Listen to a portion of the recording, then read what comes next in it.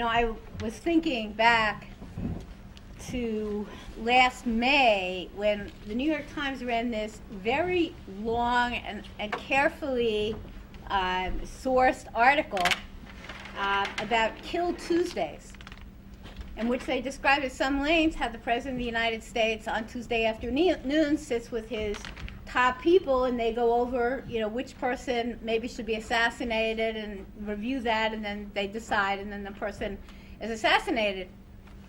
And it was kind of an astonishing thing to see on the front page of the New York Times. And then there was like a totally absurd follow-on to that, which is that the Republicans got very upset because they thought that the Obama people had deliberately leaked it to make him look good. And so, what country are we living in? And they wanted an investigation of who leaked the news that the president assassinates people. Somehow, fortunately, that went away. But I think it's very interesting that something like that would appear, in the front page of the New York Times, and really, just like a tree falling in the forest. It came out, and then it seemed to just go away. But I think one thing that is really changing now is that the silence around these assassinations and around drones has begun to finally lift. And we'll hear a little bit more about this in terms of the confirmation hearing. So this whole question of drones, which maybe a year ago seemed like a marginal issue that would be number 20 on your list of things to worry about, has moved up a lot on people's list. So our next speaker is somebody that I have just met. Actually, some of you probably met him last year. It's Nick Mottern, who's a journalist and a political organizer for 30 years. And I guess we have a very military panel here. Was in the U.S. Navy, was in Vietnam, 1962 to 1963. Has been a journalist, then he was a writer for the U.S. Senate Select Committee on Nutrition and Human Needs, and a lobbyist for Bread for the World, and then he organized speaking tours in the U.S. on U.S. involvement in Africa for the Maryknoll Fathers, and actually as part of that, he visited war zones in Ethiopia, Mozambique, as well as Israel and the West Bank. And I think most recently been doing really amazing grassroots work around drones. So I think your work, which was initially maybe not getting so much attention, is now assuming really special importance, and it's really great to have you here in Brooklyn. So George and I, this last year, 2012, had the opportunity to visit a number of congressional districts where the congressperson was a member of the Drone Caucus in the House of Representatives. And in the House of Representatives, these group of 55 act as lobbyists for the aerospace drone industry. Later on, I'm going to mention something about L3 communications. The War Resisters League has been focusing on L3. They're very much involved with the drone industry. I wanted to ask if most people have their paper and pencil out, because I'm into paper saving, and I'll give you a few things just to note down as we go along. It was a long drive down here today because of the traffic, and I guess it gave me a chance to think as well as be irritated. And I really wonder when we go out to this type of get-together and listen to these various things, in a sense, why do we do that? And what I'm hoping is that the information that we give tonight will not be viewed as information from some special people who have some special knowledge, but information that any of us here can gather. And we're touching on certain things, but I want to just say that there's a profound need at this time in this society, in this city, for people to make a decision about whether they're going to try to put a stop to certain things so that other things can happen. It may be that drones isn't that thing for you, but I think we're in a time where the normal course of events and normal politics is not getting the job done. And I think I'm 75 years old. I think most of us in this room have been through a number of times that are similar to this, but I think with the advent of these drones, this is a very different and peculiar situation that's beyond my own experience. And I'm going to talk about the domestic aspect of drones, meaning here in this country. As we go through this, I think that the question that I keep asking is, what kind of a life do we want to live in, and what kind of a place do we want to be in, and how emotionally and spiritually do we want to think about each other, and what climate, what's the environment we want to live in, and what are we in the middle of, what's happening around us. The drone technology that can be, and in some cases is being applied in the United States, is one where an airplane of one kind or another, or an airship, can stay aloft for 20 hours, in some cases weeks on end. There's experimentation going on at Lehigh University with an airplane that will be controlled by mechanisms that are sun powered, but it will have no motor, and it will be able to coast through the thermal streams indefinitely. And one of the reasons they want to do this, they feel this will be good for surveillance.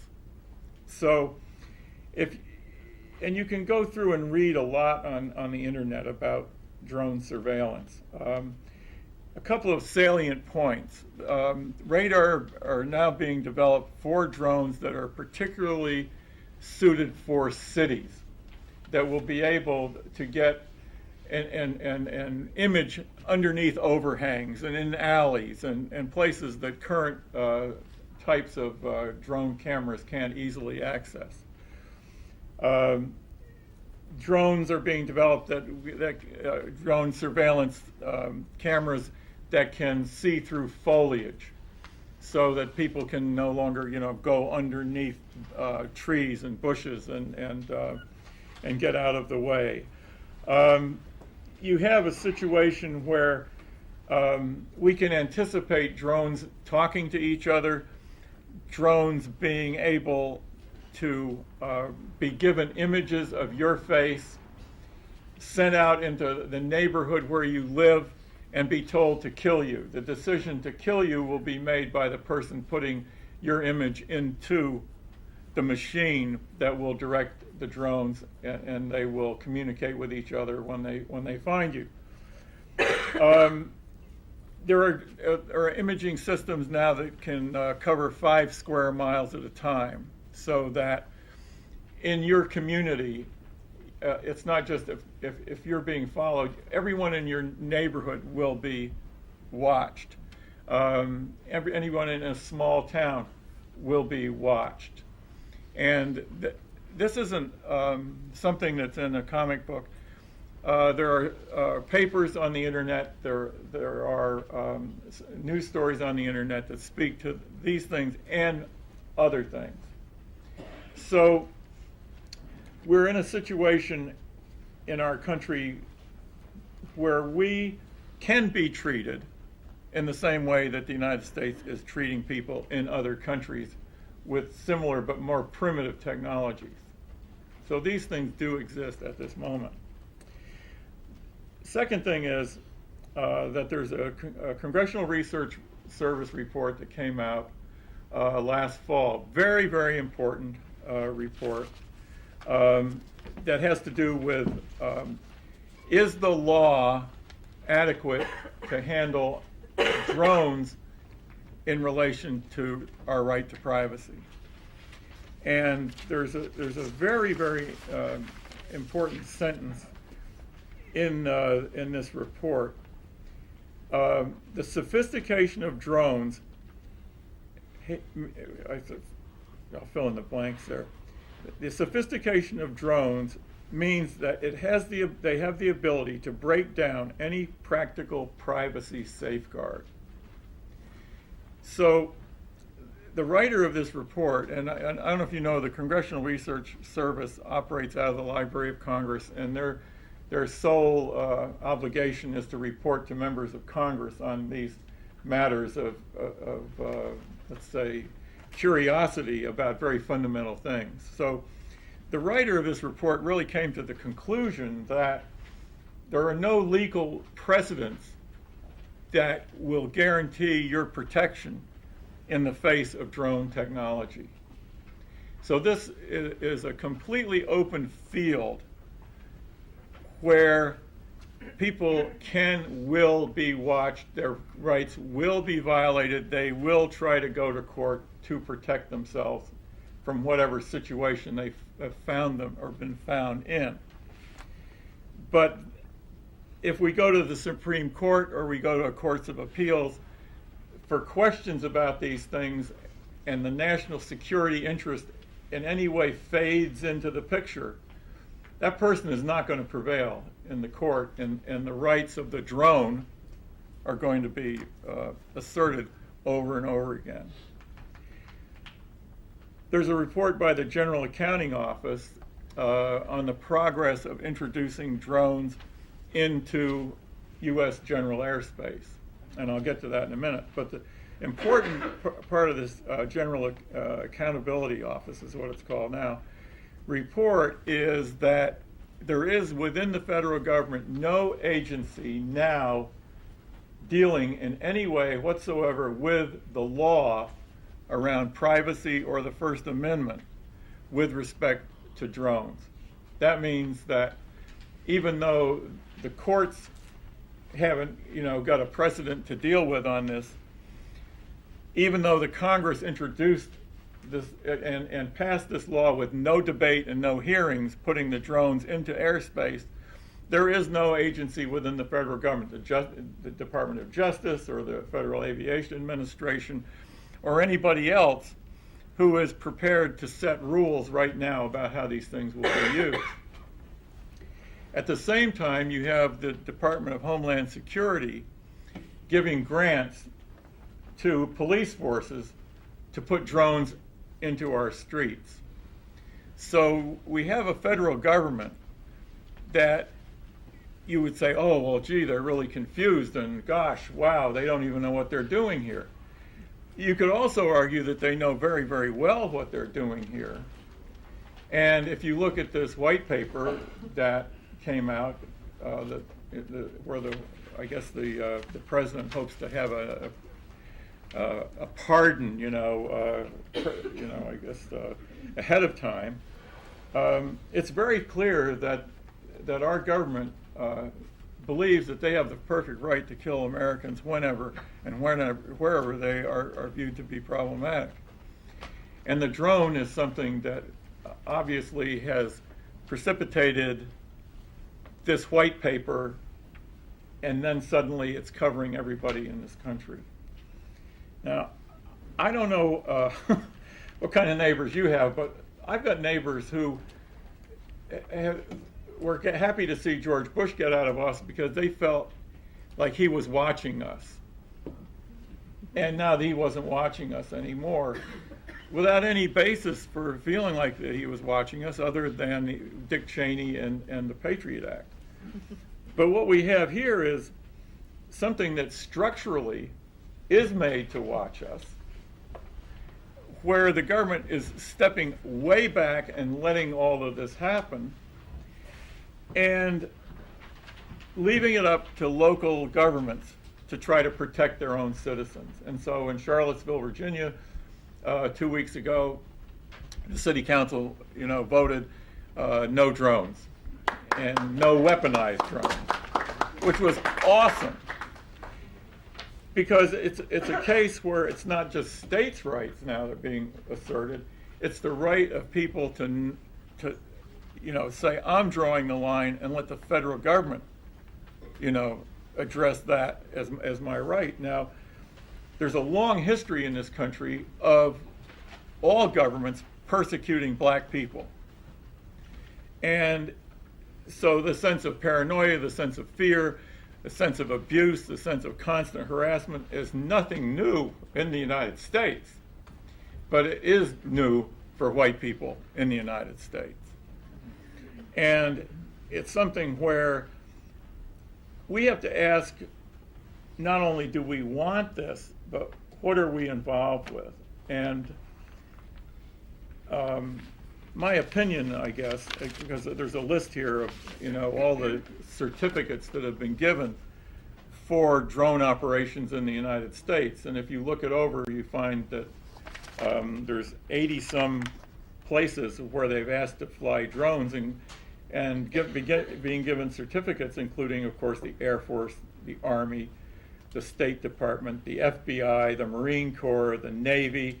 And then you get a whole bunch of universities, and then you get 17 police forces, where there's absolutely no indication that there's any need for this stuff, but yet this is very popular.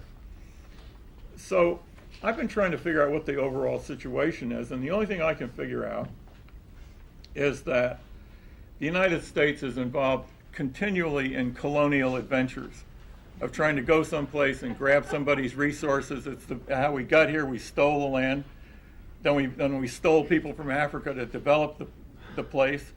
And we constantly are going to other places to grab things that we think we need for this industrial society. And I think what's happening in this country now is it's harder to get this stuff, so now we've started to eat ourselves. I mean, this fracking thing is really where we will, to satisfy some corporate notion of progress, we will destroy the water system and whatever else in the environment to get at this gas. We will plunder, the northern tier of Canada to get oil, pipe it into this country, and then destroy the land that way. So this is a colonial adventure where we're eating ourselves. The French are helping us because they won't frack in France, but they will invest in fracking in the United States, billions of dollars. When we did sanctions against Iran, it was a big deal for the fracking industry because that increased the demand of gas coming from underneath the United States. So if people here get the idea that we should stop this analysis of empire, that it's a failed experiment, and not be fracking and not be using oil and getting rid of automobiles and demanding people have their rights, I think that's where the drones come into play.